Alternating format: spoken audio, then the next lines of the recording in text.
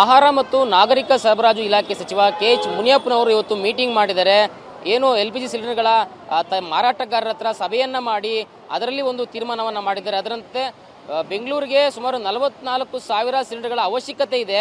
But ಆದರೆ ನಮಗೆ ಸಿಗುವಂಥದ್ದು ಬರೀ 9,000, ಅಂದರೆ ಅದರಲ್ಲಿ 20% ನಮಗೆ ಸಿಗ್ತಕ್ಕಂಥದ್ದು.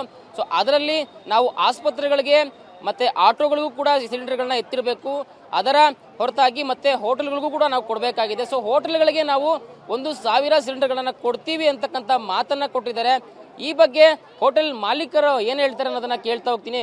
ಸರ್, 9,000 ಅವರಿಗೆ ಸಿಗುವಂಥದ್ದು ಪ್ರತಿನಿತ್ಯ, ಅದರಲ್ಲಿ 1,000 ಹೋಟೆಲ್ಗೆ ಕೊಡ್ತೀನಿ ಅಂತ ಹೇಳ್ತಾ ಇದ್ದಾರೆ. ನಿಜಕ್ಕೂ ಇದು ಸಾಧ್ಯ ಆಗುತ್ತಾ, ಸಾಕಾಗುತ್ತಾ? ನೋಡಿ, ಬೆಂಗಳೂರಲ್ಲಿ ಒಂದು 15,000 ಹೋಟೆಲ್ಗಳಿದೆ. ಈ 1,000 ಕೊಟ್ಟರೆ ಇದನ್ನ ಬ್ಲ್ಯಾಕ್ ಮಾರ್ಕೆಟಿಗೆ ಇನ್ನೂ ಅವಕಾಶ ಮಾಡಿಕೊಟ್ಟಂಗಾಗುತ್ತೆ ಗೌರ್ಮೆಂಟ್. ಅದಕ್ಕೆ ದಾರಿ ಮಾಡಿಕೊಡ್ತದೆ. ಈಗ ಇಲ್ಲಾಂದ್ರೆ ಕೆಲವು ಹೋಟೆಲ್ಗಳು ಕ್ಲೋಸ್ ಆಗಿದೆ. ಆಲ್ರೆಡಿ ಇವರು ಕೊಟ್ಟಿಲ್ಲ ಅಂದ್ರೆ ಆಟೋಮೆಟಿಕ್ ಬಂದು ಹಾಕೊಂಡು ಬಾಗಿಲು ಹಾಕೊಂಡಿರ್ತಾರೆ. ನೋಡಿ, ಇನ್ನೊಂದು ವಾರ ಕಾಯ್ಬೋದು. ಇಲ್ಲ, ಫುಲ್ ಈಗ ಶೆಟ್ರ್ ಹಾಕೊಂಡು ಕೂತ್ಕೋಬೇಕು. ಈಗ ಹುಡುಗರನ್ನ ಸಂಬಳ ಕೊಡಬೇಕು. ಈಗ ಅವ್ರನ್ನ ಬಿಟ್ಟರೆ ಮತ್ತೆ ರಿಟರ್ನ್ ಬರಲ್ಲ ಅವ್ರಿಗೆ.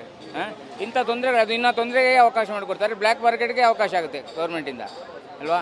ಇರೋದ್ರಲ್ಲಿ ಈ ರೀತಿ ಅಡ್ಜಸ್ಟ್ಮೆಂಟ್ ಮಾಡೋದಕ್ಕೆ ಟ್ರೈ ಮಾಡ್ತಾ ಇದ್ದಾರೆ. ಸೊ 9,000 4,500 ಆಸ್ಪತ್ರೆಗಳು ಕೊಡಬೇಕು, 2,500 ಆಟೋಗಳಿಗೂ ಕೊಡಬೇಕು. ಸೊ ಹೋಟೆಲ್ಲು ಕೂಡ ಮುಖ್ಯ ಆಗಿರೋದ್ರಿಂದ ಸೊ ಅದು ಕೂಡ ಒಂದು ಎಸೆನ್ಷಿಯಲ್ ರೀತಿ ಕನ್ಸಿಡರ್ ಮಾಡಬೇಕಾಗುತ್ತೆ. ಅದರಿಂದ 1,000 ಕೊಡ್ತೀನಿ ಅಂತ ಹೇಳ್ತಾರೆ.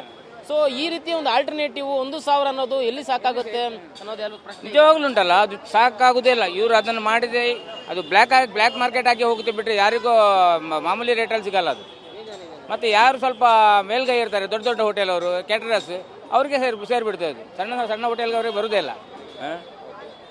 ಸೊ ಇದಿಷ್ಟು ಹೋಟೆಲ್ ಮಾಲೀಕರು ಹೇಳ್ತಾ ಇರ್ತಕ್ಕಂಥದ್ದು. ಏನು 1,000 ಸಿಲಿಂಡರ್ಗಳನ್ನ ಹೋಟೆಲ್ ಉದ್ಯಮಕ್ಕೆ ಕೊಡ್ತೀರಿ ಅಂತ ಮಾತು ಕೊಟ್ಟಿದ್ದಾರೆ. ಬಟ್ ಅದು ಯಾವುದಕ್ಕೂ ಸಾಲಲ್ಲ. ಅದು ಆ ರೀತಿ ಏನಾದರೂ ಮಾಡಿದ್ರೆ ಇನ್ನಷ್ಟು ಬ್ಲ್ಯಾಕ್ ಮಾರ್ಕೆಟ್ ಅಲ್ಲಿ 1 to 3 ಸಿಲಿಂಡರ್ಗಳು ಮಾರಾಟ ಆಗ್ತಕ್ಕಂಥದ್ದು ಸತ್ಯ. ಸೊ ಈ ಕುರಿತಾಗಿ ಮತ್ತೆ ಯೋಚನೆ ಮಾಡಿ ಮತ್ತಷ್ಟು ಹೆಚ್ಚಿಗೆ ಸಿಲಿಂಡರ್ಗಳನ್ನ ಹೋಟೆಲ್ ಉದ್ಯಮಕ್ಕೆ ಮೀಸಲಿಡಬೇಕು ಅಂತೇಳಿ ಹೋಟೆಲ್ ಉದ್ಯಮಗಳು ಹೇಳ್ತಾ ಇರೋಂಥದ್ದು. ಕ್ಯಾಮರಾ ಪರ್ಸನ್ ಗಣೇಶ್ ಪ್ರಸಾದ್ ಜೊತೆ ಲಕ್ಷ್ಮೀ ನರಸಿಂಹ, TV9 ಬೆಂಗಳೂರು.